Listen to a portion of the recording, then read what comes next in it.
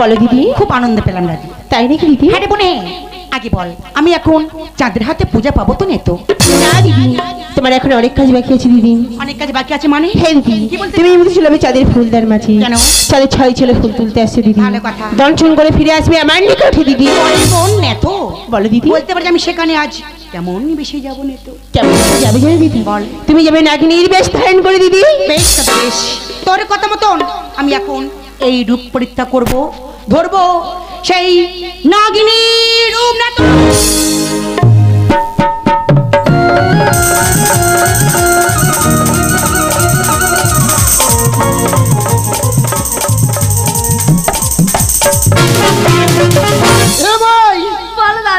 বলতো আজকের কি খেলা হবে? আজকের রাজা রাজা খেলবি? এই শোন ভাই, ওই সম্মুখে দেখা যায় ওই পুষ্পটি যে আগে তুলবি সে হবে রাজা। আমি আগে তুলবো। আচ্ছা দেখা যাবে, তুই ভাই ঝগড়া করে কোনো কাজ নেই। চলো ভাই দেখা যাক কি আগে তুলতে পারে।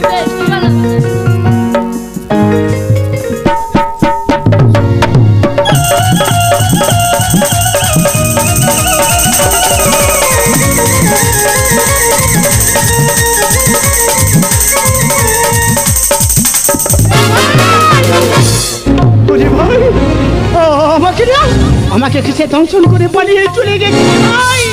দাদা ওরে ভাই, তুমি বলছো মারবো না দাদা। আরে ভাই আমাকে একটু ধরো দাদা। ভাই আমার বাড়ি থেকে পানি চলে আসছে দাদা।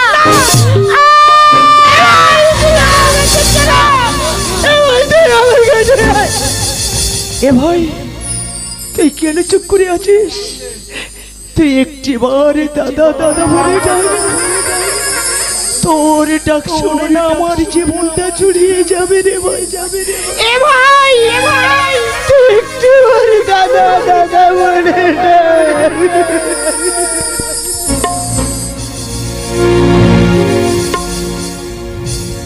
এ ভাই তুই একটিবার ডাক না, তোর ডাক শুনে না আমার জীবনটা চুরিয়ে যাবে রে ভাই। ওগো পিতা, তুমি কোথায় আছো পিতা? একটিবার এসে দেখে যাও পিতা। তোমার পুত্রটার বেঁচে নেই গো পিতা, একটিবার এসে দেখে যাও। আজ কিশোর বেদন চাইল বিধি গো,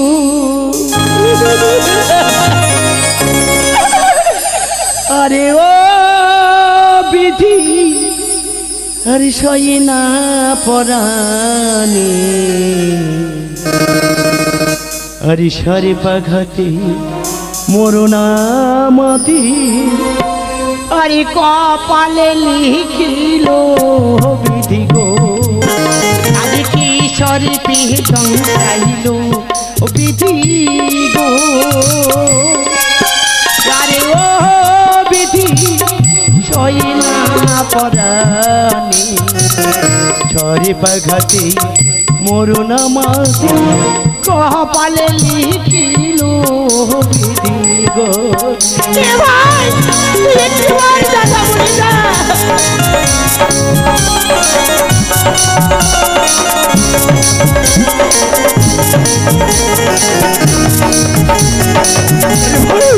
তুই একবার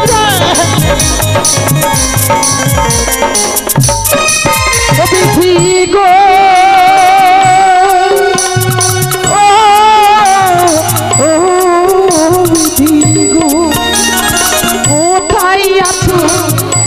মোর পিতা রাজা চন্দ্রধর, ছরে পাঘাতি মরুনা মাহাদি কপালে লিখিল বিধি গো। পিতা তুই কোথায় আছো পিতা? একবার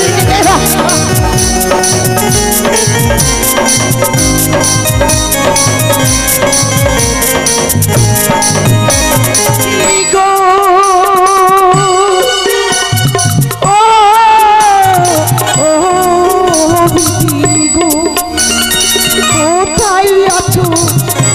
মোর মাথা সনকা ভেঙে,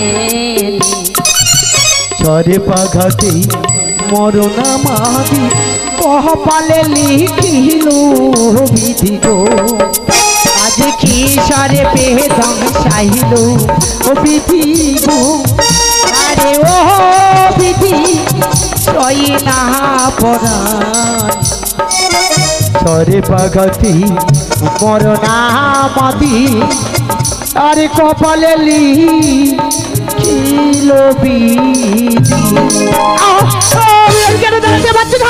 আমার পাঁচ তলায় থেকে কেমন মারি সরে যাচ্ছে দূর থেকে কে যেন হাতছানি দিয়ে ডাকছে আমি যাবো না গো আমি বিদেশে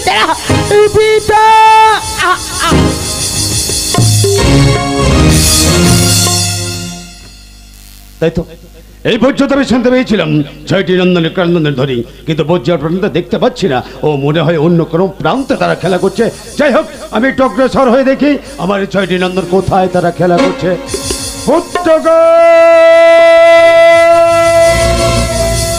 না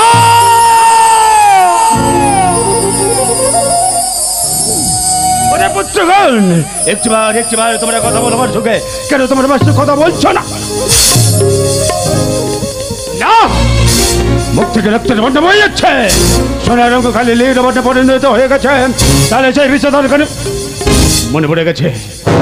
কেন মন্ত্র মনে নেই তো কি হচ্ছে? আমার মৃত্যু পর রোজা ধরন্তরে ক্ষণকাল কর অপেক্ষা। এই মুহূর্তে আমি চললাম মৃত্যু।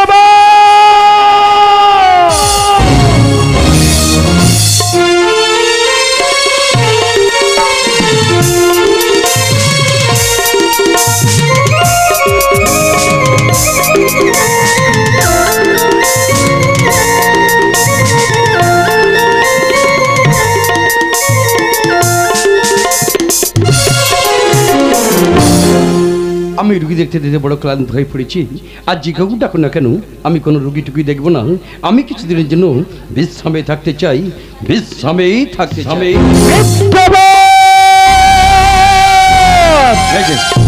কে যেন আদর থেকে মিথ্যবর বলে আমি ডাকছে। না না, কোনটি সত্যি বলেছে না বলে মনে হচ্ছে। তাহলে সত্যই তোমার না না না সত্যই যদি আমার মিথ্যা হবে, তাহলে মন করে কেন কেন আদর থেকে আমাকে মিথ্যবর বলে ডাকবে? এই যে আমার ভুল ধারণা।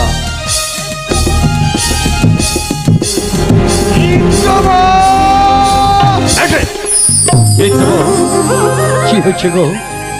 আমার মন করে চোখের জল ফেলতে ফেলতে কেন তুমি মিথ্যবর বলে আমি ডাকছো? মিথ্যা মিথ্যবর কি হচ্ছে বলো? আমি সর্বশান্ত হয়ে গেছে। আমার 6টি নন্দন বজ্জার পর্যন্ত খেলা করতে গিয়েছিলেন। তাদের কি হয়েছে জানেন? তাদের মিতা, এর জন্য তুমি চোখের জল ফেলছো? মিতা, চিন্তা করো না মিতা, তুমি কি ভুলে গেছো মিতা? এখনো পৃথিবীর মাঝে রোজা ধনন্তরী বেঁচে আছে মিতা।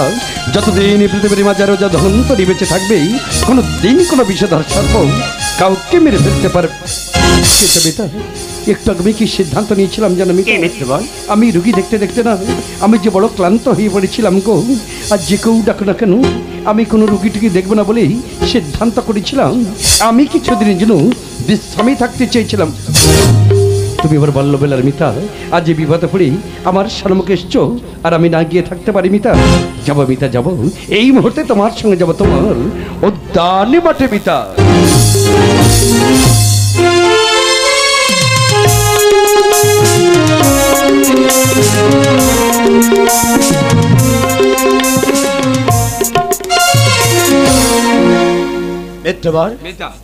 তাকে দেখুন বন্ধু, কেমন ভাবে 6টি নন্দন তারা যে ধুলায় লঞ্চিত।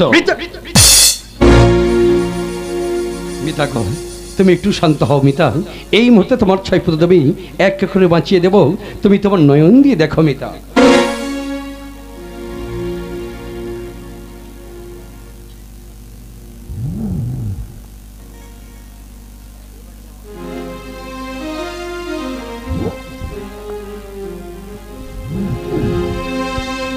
আজ চাপড়িয়া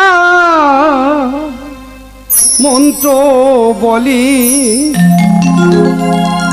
রোজা ধন তোরি গো। চাপড়িয়া মন্ত্র বলি, রোজা ধন তোরি গো। চাপড়িয়া মন্ত্র বলি, রোজা ধন তোরি গো।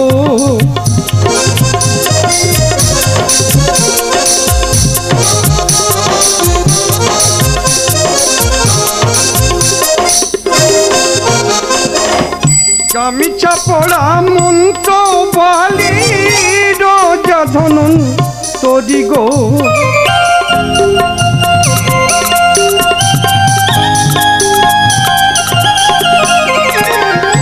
এমন সময় ছয় পুত্র চমড়া দিল গো চাপড়িয়া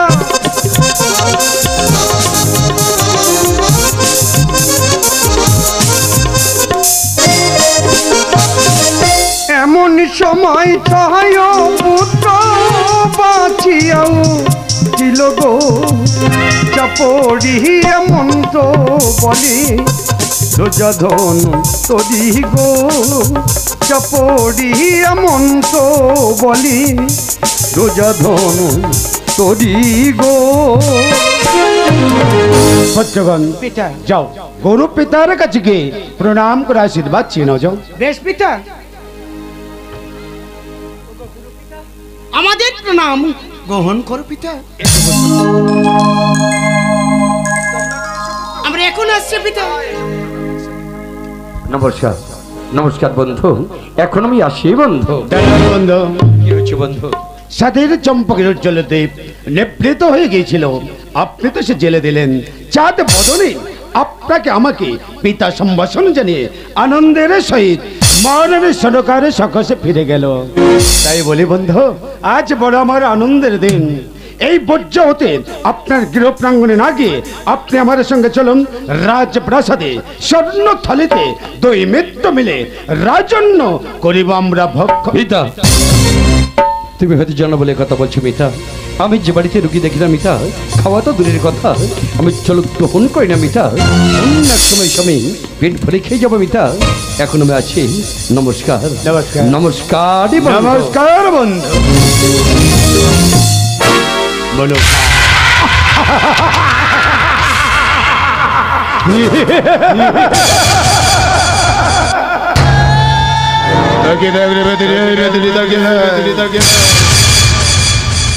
শিবা পূজারি চাঁদ মামনা নন্দনকে বলছে